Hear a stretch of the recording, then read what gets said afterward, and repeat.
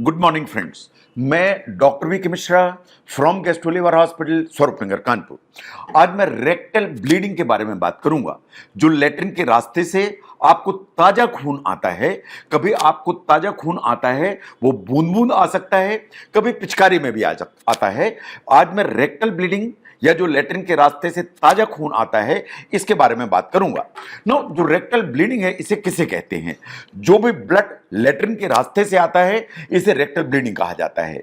जो ब्लड है, ये ब्राइट रेड हो सकता है, यानी ताजा लाल हो सकता है, ये मैरून कलर का हो सकता है, ये पतला हो सकता है या लोथड़े हो सकते हैं, या ये पूरा ब्लैक कलर का होता है जैसे कि कोल्टार होता है। ये तीनों तरह की जो प्रॉब्लम्स हैं, ये वास्तव में रेक्टल ब्लीडिंग की कैटेगरी में आती हैं।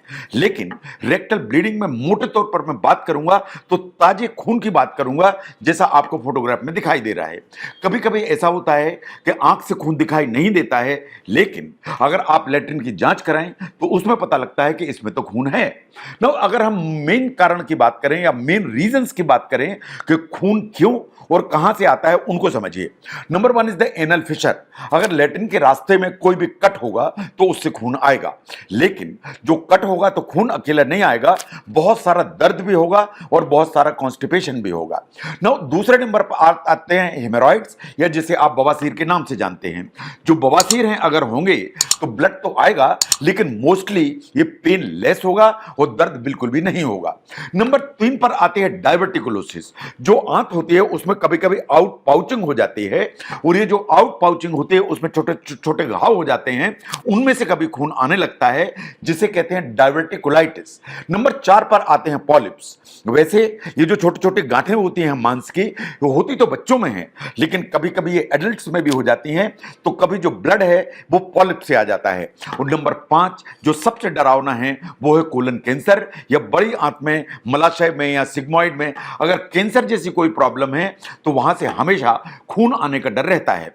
इसके अलावा जो कोलाइटिस है, वो हमारे देश में is the most common reason जिसके चलते ब्लड आता है। जब मैं कोलाइटिस की बात करता हूं तो मैं बेसिलरी डिसेंट्री की बात करता हूं, जो इन्फेक्शन के चलते होती है या बैक्टीरिया के चलते होती है।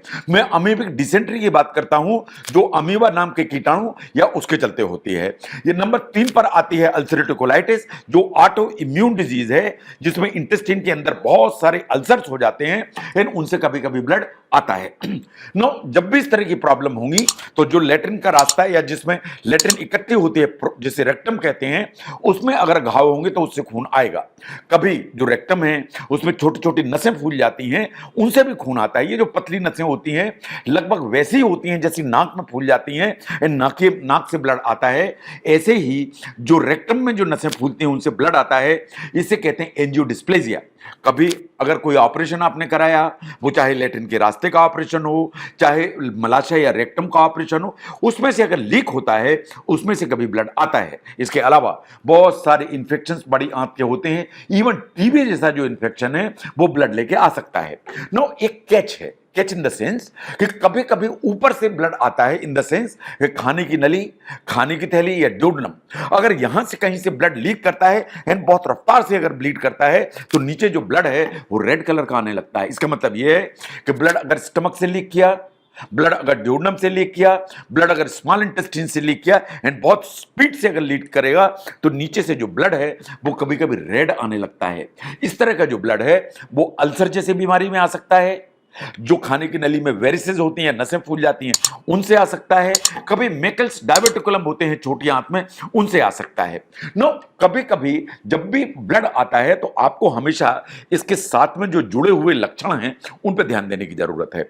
लेट्रिन में ब्लड आया, सबसे पहले देखिए क्या पेट में मरोड़ा आया, क्या पेट में दर्द आया, या पेट में रुक रुक के दर्द हुआ। ध्यान दीजिए कि लेट्रिन के रास्ते में दर्द तो नहीं आया, और जब आप लेट्रिन जाते हैं तब तो बहुत ज्यादा दर्द नहीं होता है। ये पेन पर आपको ध्यान देने की जरूरत है।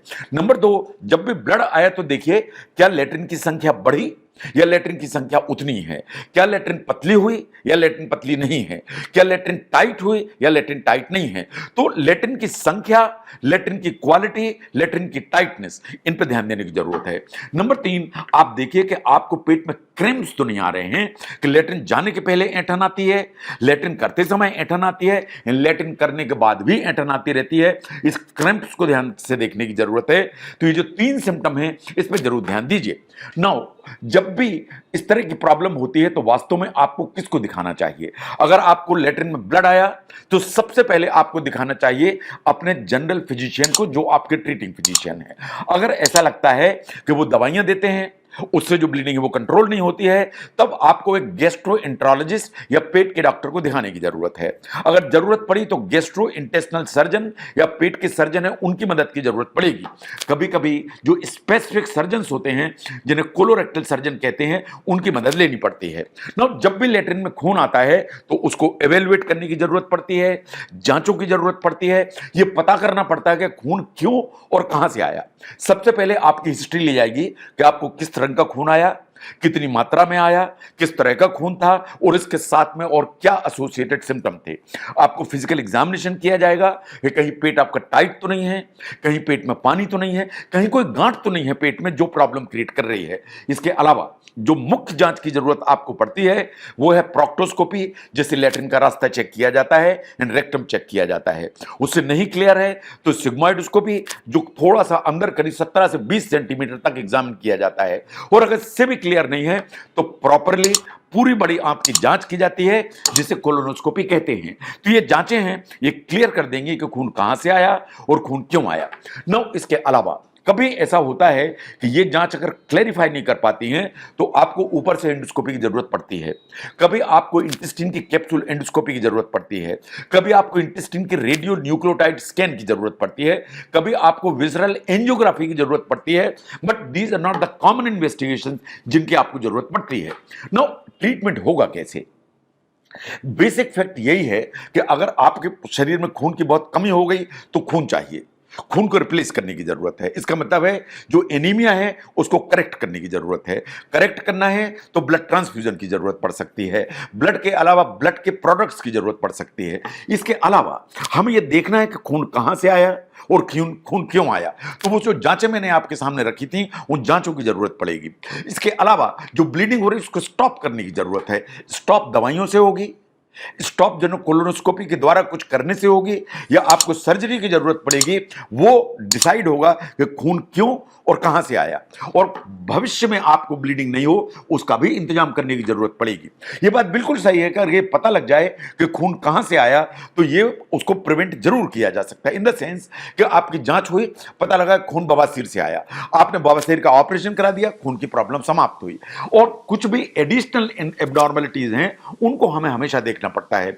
मान लीजिए आपको हार्ट की कोई प्रॉब्लम है, आप खून पतला करने की दवाई ले रहे हैं और उसके चलते आपको ब्लीडिंग हो रही है, तो वो फिर कार्डियोलॉजिस्ट से मदद लेके आपकी दवाइयां परिवर्तन मांगेंगी ताकि आपको उन दवाइयों पर डाला जा सके सो दैट ब्लीडिंग की जो रिस्क है या तो खत्म हो जाए या मिनिमाइज हो जाए।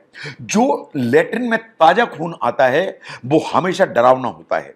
जो लेटरिन में ताजा खून आता है वो कभी कभी बड़ी समस्या का संकेत हो सकता है। अगर लेटरिन में ताजा खून आया तो किन जांचों से पता लगेगा, लेटरिन में ताजा खून आया तो किस डॉक्टर को दिखाएं, और ट्रीटमेंट की क्या मोडेलिटीज हैं, इन चीजों को समझने में अगर ये वीडियो हेल्प करता है जरूर शेयर करें।